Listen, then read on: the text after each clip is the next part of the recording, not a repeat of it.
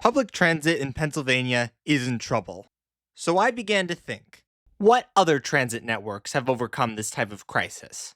And that's when I remembered a story from the other side of the world. I think it's to the people, because if you haven't got the people behind you, you can do nothing. Perth, Western Australia, in the 1970s.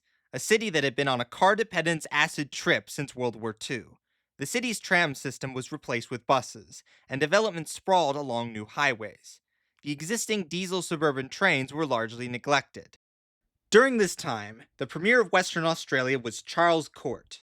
His time in office was notable for forcing Aboriginal people to allow drilling on sacred sites against their will and for cracking down on protesters and mass gatherings.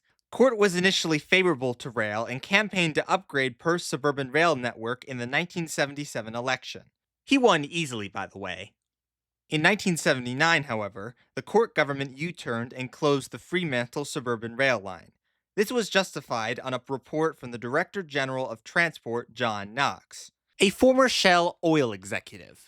Seems legit. Knox's report argued that the costs of upgrading the suburban railway network outweighed the benefits, and that buses would provide a better service. This occurred at the height of the 1979 oil crisis, so many Perth residents understandably disagreed. Spearheaded by this man, a new citizens group was formed called the Friends of Rail, which campaigned to reopen the Fremantle line. They emphasized that the replacement buses were only attracting 70% of the patronage, despite being more frequent.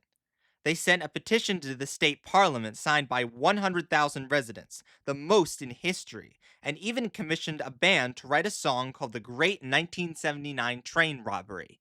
However, the Friends of Rail was also promoting the quintessential urbanist vision for Perth, electrifying the existing rail network, building new lines into the suburbs, integrating the rail and bus network, and promoting higher density around stations.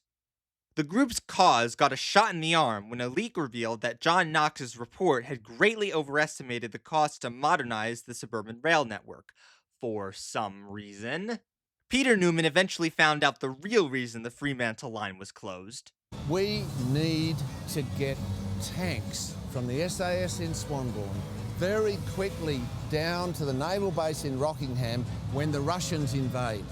The government retaliated by packing a Friends of Rail meeting with Liberal Party members. Thus, the only speakers that night were organized by John Knox. Then, in 1982, the government released Transport 2000, outlining its transport policy for the capital. It can be boiled down to 3 more lanes, bro. If the government had its way, the Fremantle line would never reopen.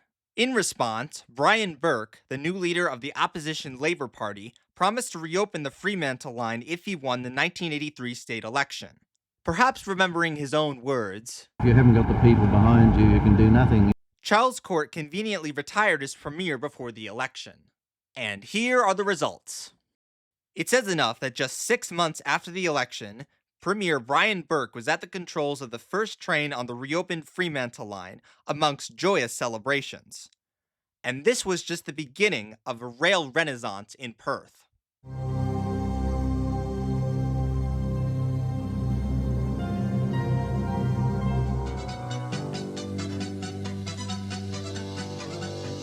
People can see that we're rushing past every car on the freeway, I think people will get out of their cars and hop on the train. In the next 25 years, Perth's rail ridership exploded by 600%.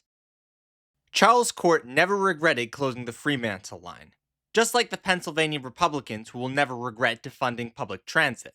Therefore, for the 2026 and 2028 state elections, we need to make public transit a top issue. Pennsylvania voters need to make it clear that voting against essential transit funding is the fastest way politicians lose re-election, and that better public transit across the state will be a win for all.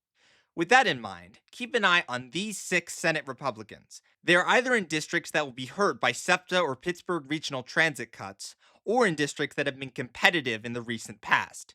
If just 2 of these people lose re-election, the Republicans lose the Senate. And remember, as Charles Court said, If you haven't got the people behind you, you can do nothing.